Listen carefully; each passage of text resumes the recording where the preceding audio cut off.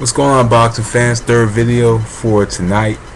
Um, actually a fantasy matchup this time. I haven't done one of these in about a month, so I'm probably gonna be a little bit rusty at this, but let me give this a try.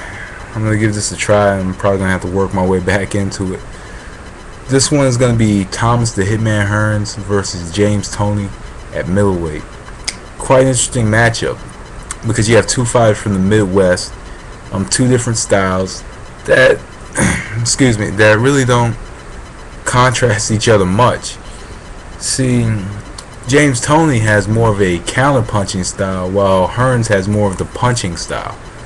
Now, Tommy Hearns, his main weapon was his jab, that left jab, that long left jab, and he used it to set up. And some people may not see this, but with Tommy Hearns, not only did he throw a very good straight right hand from certain specific angles, he was actually able to land, or actually able to throw the right and left uppercut very well. Those are two shots he threw very well.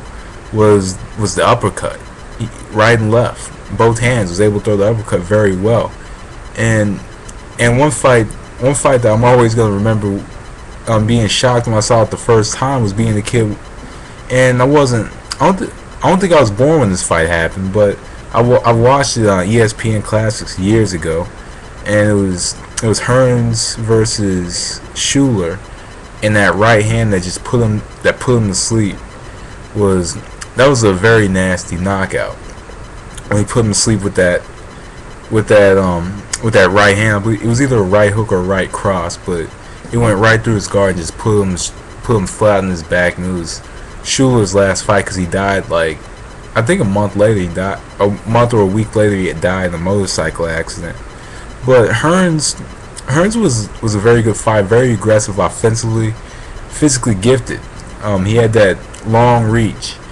Not only did he have a long reach, but he had power, and he actually had power in both hands, the left and the right hand. Had power in both hands, could knock you out with both, hands. Really could put you to sleep.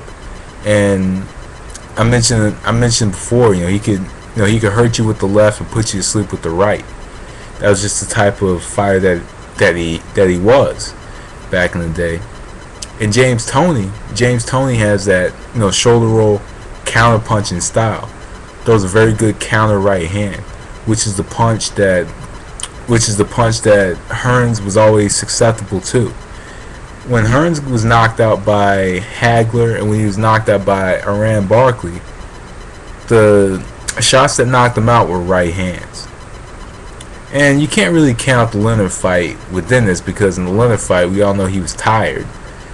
And there's no excuse to why he lost the fight, but he was tired. He was simply tired, and in the later stage, he got knocked out. And it happens and I believe Hearns would have won the fight if it was a 12-round fight. I do believe Hearns would have won the fight, but he lost that fight because he got tired. And then he lost to Hagler when he broke his hand, I believe he broke his right hand in that fight. And Iran Barkley just caught him, just sparked him, and knocked him out. But just based on his knockouts, those two knockouts, he was knocked out with right hands. Those are the shots that knocked out Tommy Hearns. And James Toney throws a very well placed, very well timed counter right hand. And when he was at middleweight, he was much sharper. He had sharper movement. He was able to come forward very well, move the shoulders, around, and slip and dip a lot of shots that came at him. And with Tommy Hearns, with James Toney consistently coming forward, Tommy Hearns would have to consistently throw that jab, and he would have to throw the jab to keep James Toney at a certain distance, and he would have to follow it up quite a bit with that right hand, and he would have to sneak the right hand in. And Hearns did a good job of sneaking in the right hand, and that knocked out a lot of his opponents. And what was amazing though is some opponents seen the right hand coming, they still got knocked out regardless. And James Toney, his skill set is he has a very good skill set. James Toney is very fundamentally sound and I guess very smart. I think that compared to Tommy Hearns, James Toney is more of a thinking boxer than Hearns was. If you kind of look at, it's kind of like putting together, and I believe Strike Cards brought this up in the video. If you put together Timothy Bradley and Devin Alexander, Timothy Bradley is more of the guy who's going to fight, but on the other side, you're going to have a guy who's going to be thinking of what to do, to get the victory, what to do, what to do next. And that's what James Toney was when he was in. Well, I could say he does it now. I'm going to say that's what James Toney does. He thinks. He thinks of what his next move is going to be, while Tommy Hearns is going to be on the other side attacking, throwing his left jab, and kind of moving around a little bit. He moved predominantly to the left side so he could throw that left jab and throw that jab from his angles. And he was able to land the jab from the angles as well. And with James Toney's movement, James Toney, I think, would have the ability to roll away from the jab, and eventually, towards the end of the fight, start countering Hearns, and especially with the right hand, with the counter overhand right. So I think Toney's gonna want. I think he's gonna want Hearns to miss his left jab so he can counter over with the right hand, which is what Toney does best. And we saw it in the Gyro fight when we saw consistent counter right hands. John Ruiz, we saw consistent counter right hands, and same in part of the Rockman fight, counter right hands.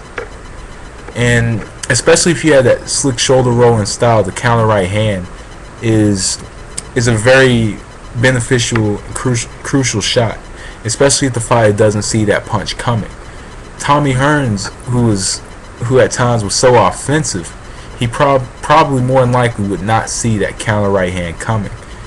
But at the same time, at 160, I think a well balanced fight for Tommy Hearns.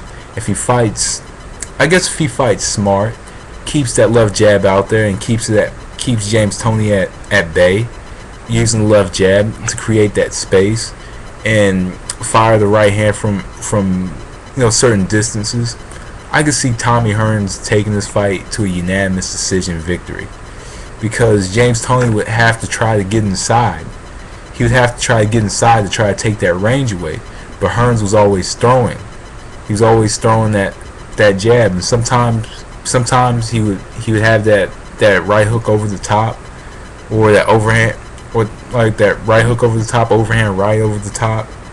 He was just, and on top of that, after he threw, sometimes he moved, sometimes he didn't. And against James Toney, a guy who could probably hurt him with a counter shot, I think he's going to be moving.